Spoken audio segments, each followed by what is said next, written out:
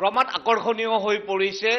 বৰাক উপত্যকাৰ ৰাজনীতি আৰু বৰাক উপত্যকাৰ আমি দেখিলোঁ যে ইতিমধ্যে শিলচৰত আমি বৰ্তমান সময়ত উপস্থিত আছোঁ কংগ্ৰেছ দলৰ কাৰ্যালয়ত আৰু কংগ্ৰেছ দলৰ কাৰ্যালয়ত শিলচৰৰ প্ৰাৰ্থী সূৰ্যকান্ত সৰকাৰ আমাৰ লগত আছে তো কি আপুনি আশা কৰি মানে ভোটাৰ ৰাইজৰ ওচৰত কাষ চাপিছে কংগ্ৰেছ দলৰ নিজৰ যিটো পুৰণি ভেটি আছিল শিলচৰৰ সেই শিলচৰৰ ভেটি উদ্ধাৰৰ বাবে অ্যাকচুয়ালি আমরা গত প্রায় 1 বছর যাবত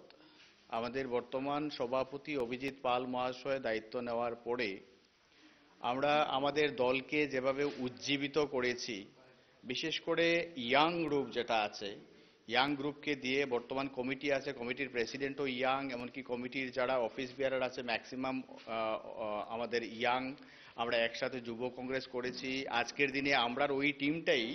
আমাদের যারা প্যারেন্ট বডি চালাচ্ছি তো এই যে প্যারেন্ট বডি সহ আমাদের যে টিম ওয়ার্ক এই টিম ওয়ার্ক দিয়ে আমরা যেটা দেখলাম কাছাড়ের 16টা ব্লক এবং আপনার 162 মন্ডল মানে জিপি কমিটি এবং 1551 বুথ কমিটি ফুললি অ্যাক্টিভ এবং আমরা যেরকম দেখছি ঠিক এখন থেকে 20-25 বছর আগে যেরকম উজ্জীবিত কংগ্রেস ছিল আজকের দিনে আমাদের এই উজ্জীবিত সংগঠন এবং এই সংগঠন নিয়ে আমরা খুবই আশাবাদী যে এইবার আমাদের রেজাল্ট পজিটিভ হবে তো এবার আপনার নির্বাচনী জুসটা কার সাথে হবে নির্বাচনী জুস তো ডেফিনেটলি বিজেপির সাথেই হবে বিজেপির সাথে হবে তৃণমূল কিছু প্রসঙ্গ বা আপনার ভোট নষ্ট করতে পারে তৃণমূল কংগ্রেস বা এরকম দামি হিসাবে কিছু স্বার্থ পূরণের জন্য তৃণমূল কংগ্রেসের এখান থেকে প্রার্থী দেওয়া হয়েছে এইবারের নির্বাচনে আমরা তৃণমূলকে কোনো গণায় ধরিনি আজকে আমরা দেখলাম ফাইনাল লিস্ট যখন বেরিয়েছে মানে ফাইনাল ক্যান্ডিডেটের লিস্ট 8 জন ক্যান্ডিডেটের মধ্যে 2 জন আছে আমাদের দলীয় আর বাকি যারাই আছে বিজেপি কংগ্রেস ছাড়া বাকি সব নির্দলের নামান্তর নির্দল ক্যান্ডিডেটের মতোই তো নির্দল ক্যান্ডিডেট কি ওরাও দামি ক্যান্ডিডেট না ওরা কোনো দলের থেকে প্রক্ষেপিত না কি রকম শিলচরের নির্দলীয় ক্যান্ডিডেট অন্যরার ব্যাপারে কমেন্ট করব না কিন্তু তৃণমূল একটা এখানে ভিত্তিহীন দল ওদের কোনো না কোনো অর্গানাইজেশনাল স্ট্রাকচার আছে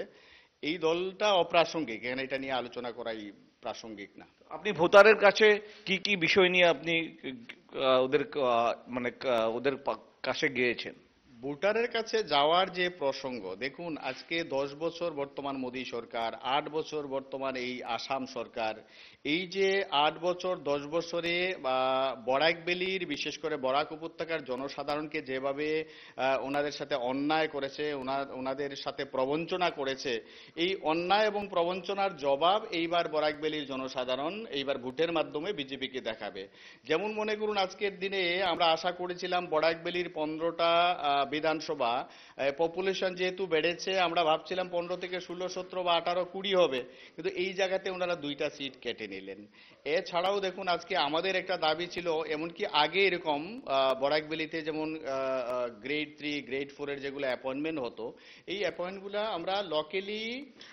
স্থানীয়ভাবে অ্যাডভার্টাইজমেন্ট করে স্থানীয়ভাবে ছেলেদেরকে রিক্রুট করা হতো বর্তমান সরকার আসার পরে এটা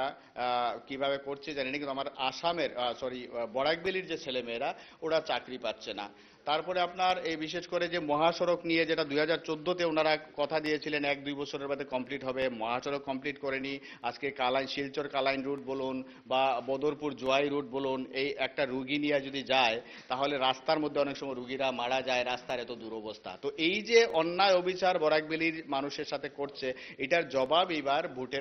ভোটের মাধ্যমে আশা করি পাবে আর কি বিজেপি তো আপনার আমরা আশা করছি এই নির্বাচনে যাতে আপনার বিজয় হন তো আপনি কত ভোটের ব্যবধানে বিজয় হবেন বা আপনার কাকে পরাজিত করে নির্বাচিত হবেন বলে আশা করেন আপনি ডেফিনেটলি ফাইটটা বিজেপির সাথে হবে এবং আমরা দৃঢ় বিশ্বাস রাখি এবার আমরা জিতব হয়তো মার্জিন কম হতে পারে কিন্তু 100% আমরা জিতব এয়া আছিল সূৰ্যকান্ত সৰকাৰ আৰু তেওঁ স্পষ্টভাৱে কৈছে যে তেওঁ আশাবাদী যে আগন্তুক লোকসভা নিৰ্বাচনত তেওঁ শিলচৰৰ পৰা তেওঁ বিজয়ৰ শেষ হাঁহি মাৰিবলৈ সক্ষম হ'ব কেমেৰা পাৰ্চন বিতুৰ সহযোগত সতীৰ্থ সাংবাদিক সত্যৰ লগত মই দিগজ্যোতি লহকৰ শিলচৰ